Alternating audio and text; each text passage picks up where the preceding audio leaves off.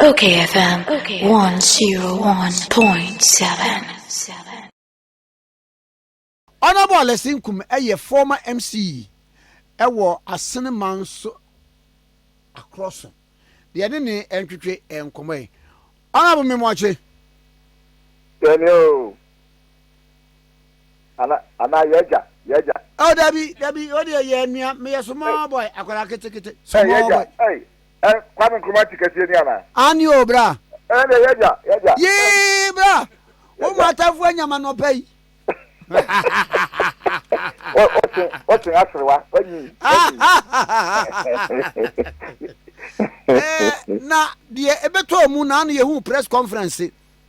Say former MCs mu nyina mo abotwi abotrada na mo de mo support akoma yewura Dr. Mahmoud Bawumia se wono na party no to about 31st January 2026 ya montoma no na wonsa ento ne frank adie no so nyi to me 2028 emma MPP amanyuko no enkomo yi etisen yo me da se no last week Thursday you share Honorable Ken e won kan one ye kasai MMDC for ni former MMDC one ye kasai ye budget me so meeting na say president bia ma ente wie no oja ekwai no ye ko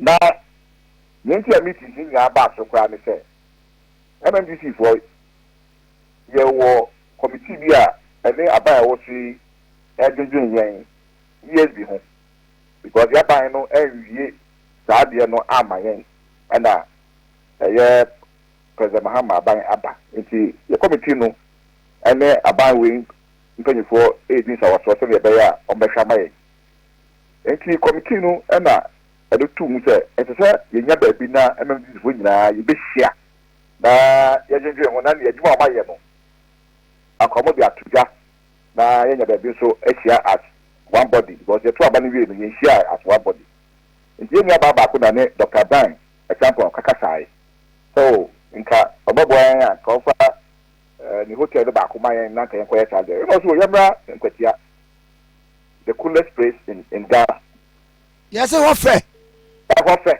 enti yenya ba no de akache ye din pe obo so we dey ase papa o anya fa to platform no so yenya me papa ana no ofa within 1 hour maybe o mo register you 200 hey yes obi a pen kwatia ba you rock it wow enti the meeting share 21st and 22nd that is Dr. Brian there no no Dr. Brian put the tone suffering you yeah you could say your membership no na say your team no your group no your baby na ya na ya dwen your ho na ya rest in say kwa wo there e beti amaye conducive ambience a e beti adiri your ho about the man in terms of information no another aside to say and yeah ombehia yen and you don't know what kind of share Thursday it tell me 19th and Dr. Brand there 21st and 22nd and Dr. Mahmoud Bawumia team so contact the person for say oh and they say yeah bank idea and I say ba manchem idea and Dr. Petro share gina it will be go share Thursday that is 26 and they say oh Thursday the move one because if you Dr. Brian Hua Sunday na one should you move be call your various district and so okay wa if you have le apa east ni hu nyoma oba no okọ no asaba e be ka na inconvenience and sabia your first doctor there so measure Monday so the be you fi kwatia na abakra be dakra na adetia yefia Dr.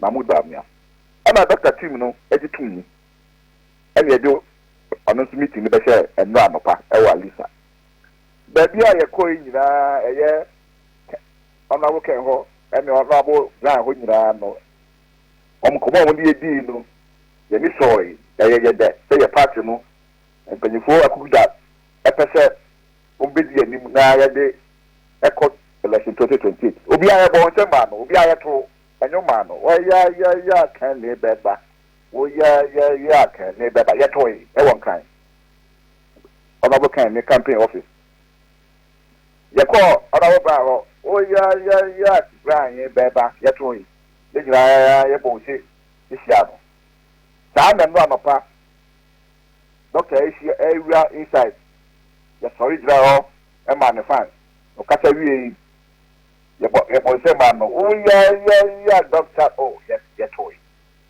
sa bia ye ko nyina media fo pa ma ho except enua you do them no so dem na media for obi ahwehwe the camera tisi e ho na be ka tell na mo ya kan ne beba no na sabre no na ono so owei why kan na de na mo ka se kan wo ya kan beba no anta we say wo ne office wo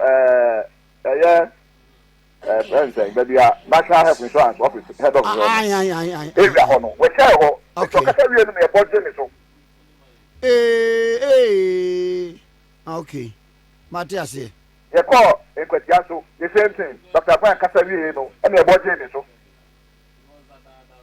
sa na you see Dr. Alisa and no ampa so e Kasawi ye budget ni so but you know wha you say group Eddie Clamor one candidate or the other and no pet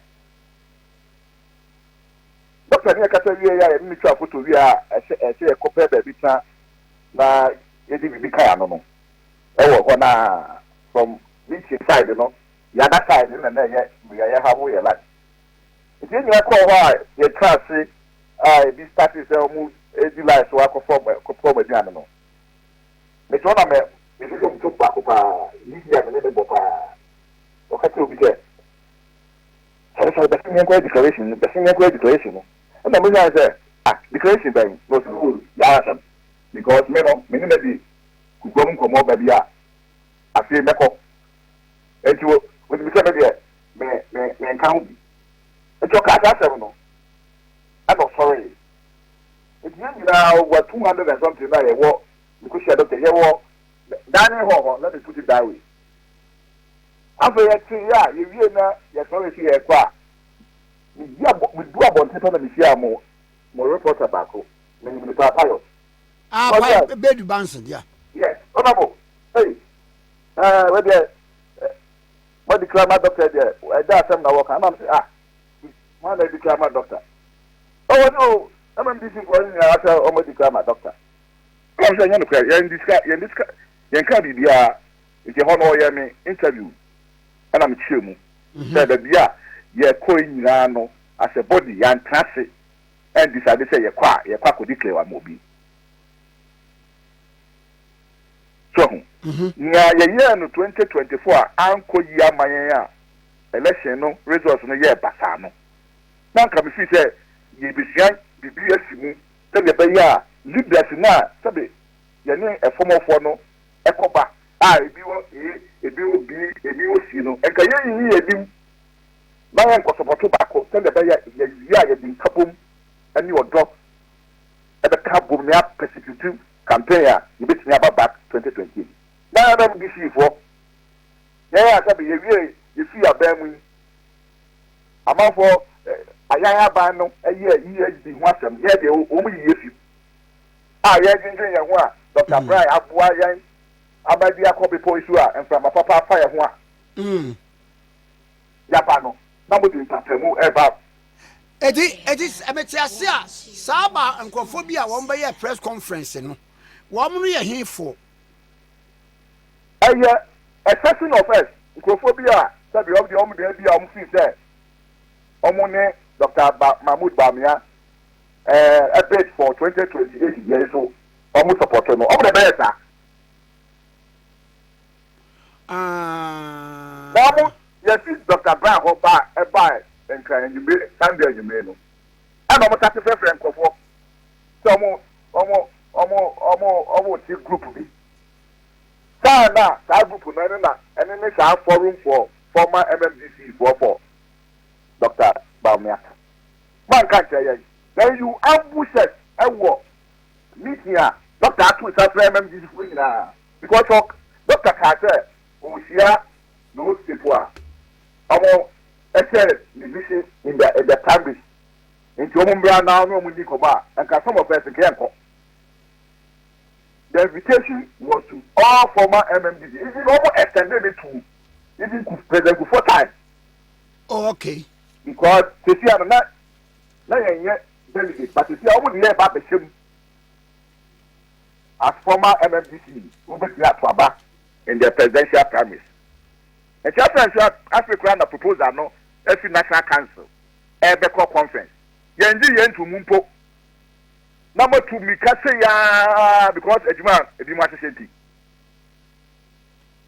Nane, would ye empany said the only comfort nano? One who say comfort a bawuanaju. What shame candidates are one more benino. Dear in a babuamo salmon you cool, so woo chat 2024 election defeat no. Now what the abatu to one, dear in a babuamo salmon you cool, say nipet yewa. Papa, Eja, ne, my yes, internal primary way. Send me declare me support for one candidate or the other. Openly, I will radio studio, me be that. Then we make a form home. That many delegates now, a better by presidential candidate. Akasa.